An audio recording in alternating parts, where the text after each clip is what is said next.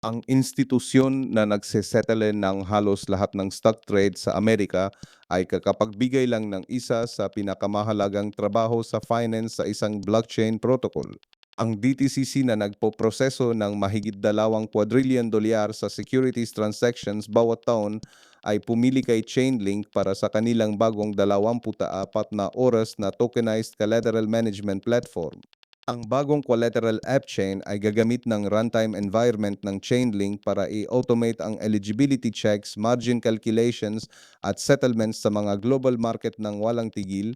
Ibig sabihin nito, ang institutional collateral na kasalukuyang tupatagal ng ilang oras o araw para ilipat ay maaring i-reposition sa ilang segundo lamang na ganap na inaalis ang overnight settlement gaps. Mag-subscribe na